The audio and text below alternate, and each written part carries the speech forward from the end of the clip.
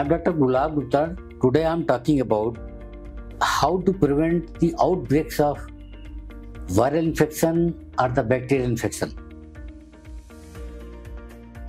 It's very important to understand कि ये infections आराम से बचाए जा सकते हैं अगर हम अवेयर रहें। WHO और गवर्नमेंट ऑफ इंडिया ने भी कुछ ऐसे प्रोग्राम बनाए हैं जिनको एडल्ट वैक्सीनेशन के नाम से जाना जाता है। ज़्यादातर लोग ये समझते हैं कि वैक्सीनेशन का मतलब बच्चों को टीका लगना है, बड़ों को नहीं लगना है। तो अभी एक पूरी लिस्ट है इस बात की कि कौन कौन से टीके लगना चाहिए एडल्ट्स को और उनकी पीरियोडिसिटी क्या होनी चाहिए। एडल्ट से मेरा मतलब है कि जिनकी एज मोर देन 13-14 ईयर्स है। तो सबसे पहले हर एक को, चाहे वो डायबिटिक हो, चाहे कैंसर पेशेंट हो, चाहे हाइपरटेंसिव हो, चाहे हार्ट फेलियर हो, चाहे एस्थमा हो, एक फ्लू शॉट साल में एक बार जरूर लगना चाहिए।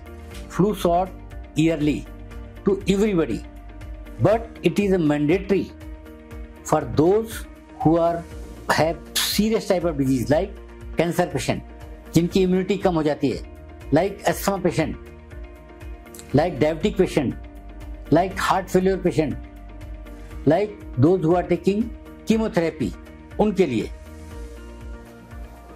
तो ये फ्लू का इंजेक्शन अति आवश्यक है। बाहर देशों में, दूसरे देशों में हर एक को एनुअली लगता है as a part of routine checkup.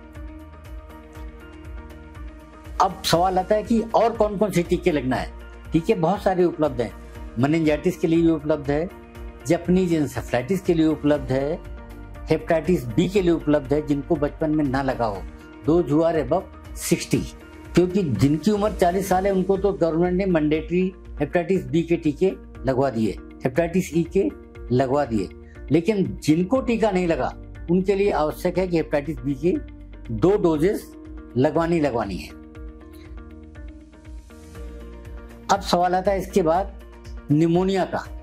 Pneumonia भी वो लोग जो इम्यूनो कॉम्प्रोमाइज्ड हैं, जिनकी इम्यूनिटी कम है, चाहे वो कीमोथेरेपी से हो, चाहे जिनको स्टेरॉइड्स चल रहे हो, चाहे वो डायबिटिक हो या कोई इस तरह की दवा ले रहे हैं जिससे बॉडी का रेजिस्टेंस कम हो जाता है, ऐसे लोगों को निमोनिया का टीका लगना चाहिए।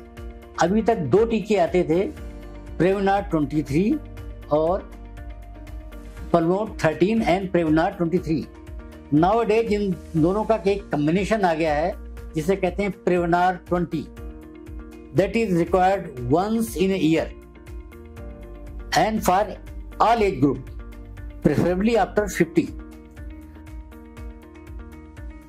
आजकल बहुत सारे लोगों को हर्पीस होता है, आधे शरीर में दाने निकलते हैं, बहुत तेज दर्द होता है और दर्द बहुत लंबे समय तक लॉस्ट करता है। ये लोकलाइज्ड चिकन पॉक्स है। बचपन में कभी चिकन पॉक्स होगा तो उसका वायरस कुछ दबा रह गया और जब बॉडी की इम्यूनिटी कम हुई तो ये उभर के आ गया। Particularly those who are on steroid and chemotherapy, उनको दाने निकल आते हैं।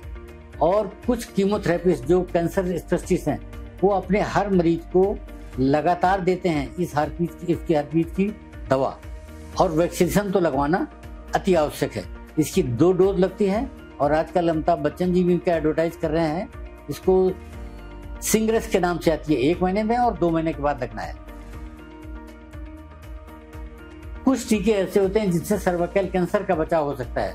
कोई भी गर्ल जिनकी उम्र 13 से 26 के बीच में है और अनमैरिड है, before sexual exposure, they are best protected for cervical cancer, and these are in the 2 doses Gardasil, 1 dose and after 2 dose after 2 months. This will prevent 95 to 99% cervical cancer. But after marriage, it should be given, but its efficacy reduced, safety is reduced. Then it comes to the question of another hepatitis B, A, pneumococcal vaccines, and the question is, I think most of them meningitis vaccines is also available. Japanese encephalitis vaccine is also available. So they all can be given with awareness, and with this we can prevent the episodes of outbreaks of bacteria or the virus. And along with this,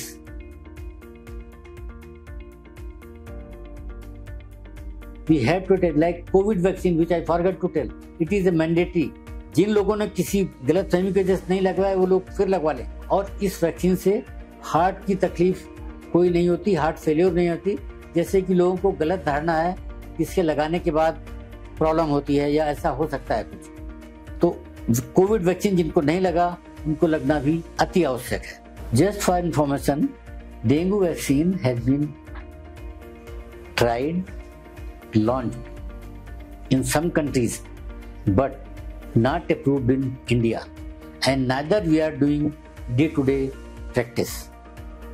There are a lot of trial going on malaria vaccine, but again the malaria which doesn't give immunity after one infection, that cannot be cured, that cannot be treated by vaccines. और बच्चों की vaccine का मैं भूल गया, जो नहीं बताया, जो बच्चों के क्षेत्र में आता है पीडियाट्रिशियन के, इसलिए मैंने उनका नाम नहीं लिया, और वो है वो DPT, polio and whooping cough. These vaccines are given. इसके साथ ही मैं स्टॉप कर रहा हूँ यहाँ पर। अगर आपकी कोई क्वेरीज हो तो आप अवश्य पूछें drgulabgupta@gmail.com पे। Thank you.